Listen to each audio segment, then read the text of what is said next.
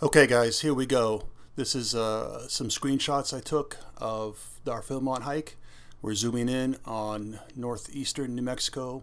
The dark area at the top is the fire, and our hike is off to the left. And now we're down at camp headquarters. And you can see that that's going to be our first day, first night. And then we'll be transported on the second day. We'll be transported over to our trailhead. We'll be moved, along the trail to Lover's Leap. Along the way, we actually do get to Lover's Leap, and we're walking along the shoulder of the Araca Mesa. We're staying that second night at Lover's Leap, and now as we turn, you'll see that we actually walked along the side of the Araca Mesa.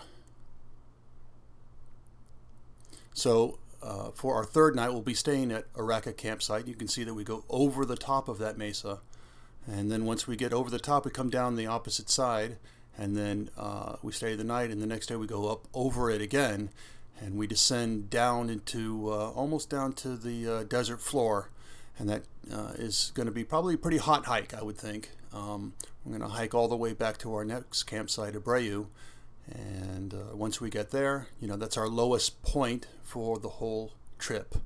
At Abreu, I know there's activities at each one of these things, but again, that's probably going to be pretty hot. Once we walk out of that area, we're going to be walking along something that's related to the Araca Mesa, and you'll see that we actually walk through something of a gap between the main body of the mountains there and that mesa.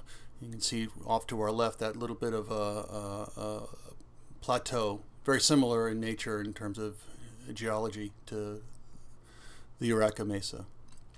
Miners Park is another one of our campsites. We'll get there. You can see that generally speaking it's going to be fairly flat walk, but we've got a lot of roads to cross, and might be a kind of a busy spot. The next day, it's going to be our hardest day, without a doubt. You can see that we start out fairly easy, get to a high point, and then down to a river valley. Notice all those switchbacks. That means very intensive climbing, all right?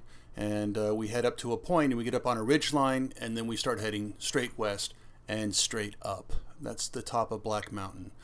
Black Mountain is going to be by far the hardest thing we climb, and it should be, the toughest thing we do. The only thing that could come close is coming down the opposite side. You can see it's pretty steep.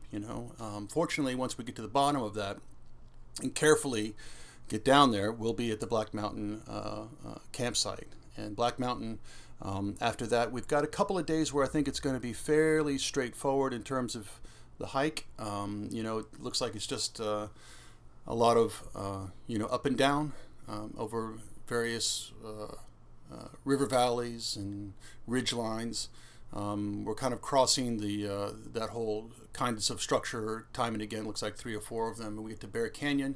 And again, we're just walking over river valleys and ridge lines till we get the next day to Crooked Creek.